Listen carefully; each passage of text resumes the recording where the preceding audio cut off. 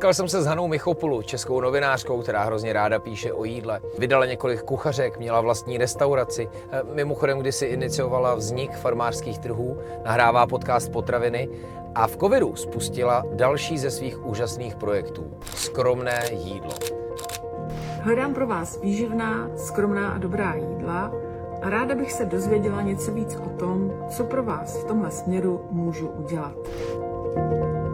Já jsem dlouho chtěla udělat něco pro samoživitelky, náhodou jsem se s nima potkala a ptala jsem se jich, co by jim nejvíc pomohlo z oboru, který já dělám. A oni říkali, že vlastně nejvíc by potřebovali tipy, co vařit, nápady, co vařit.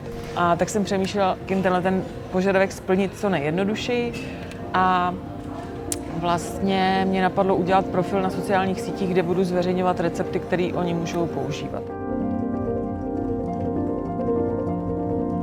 Oni si vlastně samoživitelé a samoživitelky nastavili sami hranici tehdy 50 korun za recept, což dneska zní strašně a nesplnitelně, ale vlastně tehdy se to docela dalo, takže jsem prostě naplnila Instagram první 100 tipů a receptů, které se daly vařit ve skromných domácnostech s tím, že jsem myslela výhradně na ně a přiznám se, hlavně na děcka v těch rodinách. To, co bylo skromný vlastně dřív, já nevím, brambory na loupačku, nesplňuje jako úplně dnešní požadavky na to, jak žijem.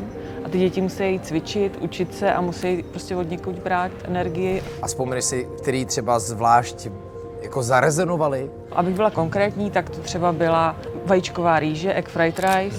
Prostě fantastické jídlo, který děláš ze zbytkový rejže, do kterého můžeš přidat úplně jakoukoliv zeleninu, která ti doma přebývá a vlastně udělat k tomu smažený vajíčko, ale nenapadne tě to, jako není to v tom tvým dědictví nějaký třeba receptu nebo jídel, který jsi přines z domova. Ryby bychom měli jíst 2krát týdně, což může být ale pro skromnou kuchyň docela nepředstavitelný požadavek.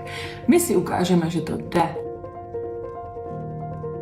To, co nejvíc dneska rezonuje, jak ty říkáš, s tím obecenstvem tady tohohle z toho účtu, je vlastně etnická kuchyně nebo vlastně ty modernější způsoby, ty chytrý způsoby, jak to udělat ještě jinak, než to dělali naši rodiče. Než že by to bylo špatný, ale zjišťujeme, že ty cesty jsou i jiný a modernější. A potom tam jsou jako nějaký pro tebe jiný důležitý aspekty, ano, aby to nebylo třeba jenom rejže s tatarkou, ale prostě, aby to bylo jako jídlo. Jsou dvě základní věci, a to je vám přesně jako z té doby, kdy jsem myslela na ty děcka, aby bylo v tom jídle ideálně protein a ideálně vláknina. Ideálně obě dvě věci, když bude jedna nebo dvě, tak fajn. Protože to jsou podle mě dva naprosto základní, byť to různě výživáři samozřejmě rozplejtají do neskutečně složitých jako teorií, tak tohle je vlastně to, co potřebujeme teďka. Ano. Tenhle pořad se jmenuje Moje udržitelnost. Co je třeba tvoje udržitelnost a jak si ji definuješ? Třeba i v kontextu toho skromného jídla a to, o čem jsme se vlastně teďka bavili.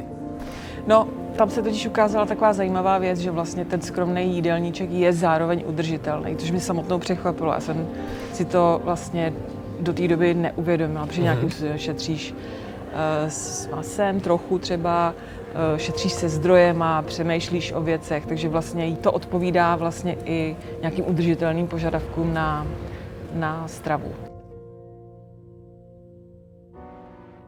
Na skromné jídlo přispíváš jenom ty receptama, nebo se toho může někdo jiný zúčastnit? Já jsem chtěla od začátku, aby to bylo otevřený. Nechtěla jsem vlastně jako samostatnou solistickou aktivitu, jednak psaní receptu je taková docela samotářská činnost a jednak vlastně jsem chtěla, aby každý mohl přispět, aby to bylo jako propojený, otevřený, komunitní, takže vlastně od začátku mohl přispívat kdokoliv.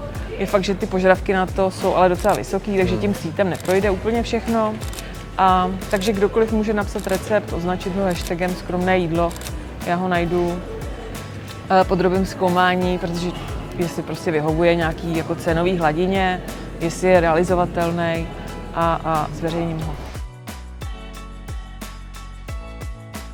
To, co mě k tomu přivedlo, byly jednak ty děcka, na které jsem hodně myslela v těch samoživitelských rodinách, ale vlastně, co byl takový poslední impuls v mém životě, bylo vlastně, když jsem měla vlastní restauraci a učila jsem se gastro vlastně opravdu jako to od podlahy, to opravdový fortelný kuchyňský, kde se jakoby v uvozovkách šetří stále. Jo? Není to vlastně nic, za co by se směl stydět. Je to jako každodenní chleba, kde se každý den přemýšlí prostě o halířích, protože halíře dělají talíře a tedy v tabulce, kde si to spočítáš za celý rok, jsou to samozřejmě tisíce a desetitisíce korun nebo víc třeba. A vlastně mi to začalo bavit. Začalo mě to bavit jako sport, vlastně jak získat za svý peníze co největší hodnotu a jak z toho třeba nějakým přispěním nějaký práce udělat ještě větší hodnotu. Takže to mě na tom ohromně baví. Tak tohle byl další příběh, další díl z takového mého seriálu Moje udržitelnost s komerčkou. Nejenom, že jsem právě ambasadorem pro její udržitelný směr, ale baví nás společně ukazovat takovéhle dobré příklady ze zemědělství, potravinářství, ale i z dalších směrů, kde se právě udržitelnost dá hledat.